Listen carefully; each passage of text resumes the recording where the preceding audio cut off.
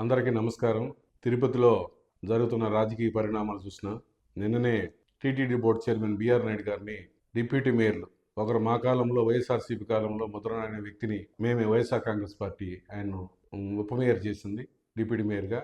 అలాగే తర్వాత మా దగ్గర నుంచి వెళ్ళిపోయిన కొంతమంది అది ఎందుకు వెళ్ళారా, ఏం వెళ్ళారా, లేకపోతే ఏం ఆశ చూపించారా, ఏం ప్రలోభాలకు లొంగిపోయినారా, వాళ్ళతో ఎన్నుకోబడిన ఇంకొక అతను టీడీపీ అతను ఇద్దరు కలిసి ఏదో అడిగారంట, కార్పొరేటర్లకి దర్శనం కావాలి, స్పెషల్ కావాలి. నేను అడుగుతున్న ఈరోజు ఎప్పటి నుంచో అనాదిగా శ్రీ వెంకటేశ్వర స్వామి వారికి అంగ ప్రదక్షిణ అనే ఒక విశిష్టమైన సేవ, స్వామి వారికి అత్యంత ప్రీతిపాత్రకమైన సేవ. అది వేకువజామునే 3 గంటలకు పుష్కరిణిలో మునిగి తడి బట్టలతో పోయి స్వామివారి ఆలయంలో గర్భాలయం చుట్టూ తడి బట్టలతో నేల మీద పొల్లుదొండాలు పెట్టుకుంటూ వెంకటేశ్వర స్వామి మమ్మల్ని అందరినీ కాపాడవయ్యా, మిమ్మల్ని మేము నమ్ముకుంటావా అని భయభక్తులతో చేసేవాళ్ళు. కానీ గత ప్రభుత్వ హయాంలో కొన్ని పాలనాపరమైన అంశాలతో దాన్ని ఆన్లైన్ చేశారు. ఆన్లైన్లో చేసుకుంటేనే ఆ సేవ వచ్చేది. కానీ మేము ఆ రోజు దాన్ని పూర్తిగా గవర్నమెంట్లో ఉన్నప్పటికీ వ్యతిరేకించేసి ఆనాటి ఎమ్మెల్యే శ్రీ బొమ్మన కరుణాకర్ రెడ్డి గారు, అభినయ్ రెడ్డి గారిని కలిసి తిరుపతి వాస్తవులకే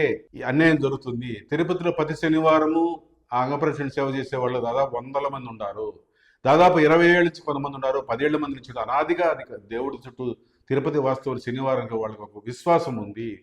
కాబట్టి డెఫినెట్గా మళ్ళీ దాన్ని కొనసాగించాల ఉద్దేశంతో ఆ రోజు గోపాలరెడ్డి నేను అందరినీ అంగప్రదక్షిణ భక్తులందరూ పిలిచి అభినయ్ రెడ్డి గారితో మాట్లాడించి, ధర్మారెడ్డి గారితో మాట్లాడించి దానికి శనివారం మటుకి ఆఫ్లైన్ విధానం, అంటే డైరెక్ట్గా టికెట్లు తీసుకోవడం, అంటే నేరుగా మనిషి పోయి తీసుకునే విధంగా ఏర్పాట్లు చేసి 3 సంవత్సరాలు ఎక్కడ ఆటంకం లేకుండా జరిగిన తెలుగుదేశం ప్రభుత్వం అంటే కూటమి ప్రభుత్వమా, అది కూటమి ప్రభుత్వం అర్థం కాలేదు. కానీ ఈ యొక్క మేము కల్పించిన ఆఫ్లైన్ టికెట్ విధానాన్ని రద్దు చేసేసి 10 రోజులు కూడా ఇవ్వాలి, పట్టుమని 10 రోజులు కూటమి ప్రభుత్వం వచ్చినాక. ఇప్పుడు కార్పొరేటర్ పోయింది వాళ్ళ కుటుంబానికి కోసం, ఆ రోజు మేము అడిగింది తిరుపతి ప్రజల కోసం. తిరుపతి ప్రజలు భక్తులు అనాదిగా స్వామిని నమ్ముకొని అంగప్రదక్షిణ చేసే భక్తుల కోసం మేము ఆ రోజు ఆఫ్లైన్ విధానం ప్రవేశపెడితే పట్టుమని 10 రోజులు నడపకుండానే ప్రజలకు అంగప్రదక్షిణ అనే సేవను తిరుపతి ప్రజలకు ముఖ్యంగా దూరం చేసిన ఘనత ఈ కూటమి ప్రభుత్వం.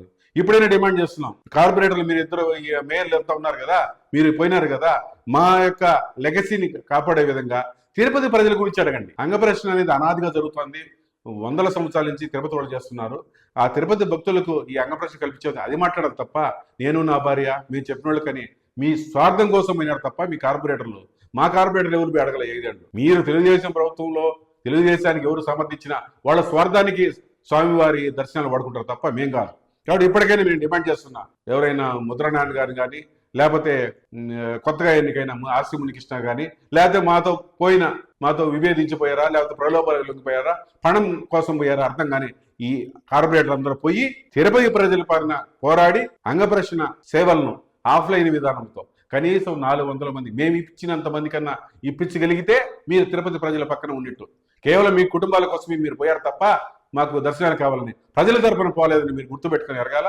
ఎప్పటికైనా డిమాండ్ చేస్తున్నాం, మీరు ఉన్న వెసులుబాటు సేవను తిరుపతి ప్రజలకు దూరం చేశారు తప్ప కొత్తగా మీకు ఉత్తరించింది ఏం లే. కాబట్టి ఇప్పటికీ డిమాండ్ చేస్తున్నాం, రాబోయే రోజుల్లో కనీసం మీరంతా మాట్లాడుకు మళ్ళీ ఒకసారి పోండి, దాని దూరమేం కాదు, మీకోసం పోయినారు, ప్రజల కోసం పోతారని ఆశిస్తూ ఈ అంగప్రదక్షిణ సేవను మళ్ళీ తిరుపతి అంగప్రదక్షిణ భక్తులందరికీ కలిగే విధంగా మీరు చర్యలు తీసుకోవాలా.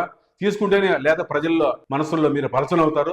రాబోయే రోజుల్లో ఈ విషయంలోనే మిమ్మల్ని ప్రజలు చీకుట్టే విధంగా తప్పనిసరిగా చేస్తారని నా ఉద్దేశం.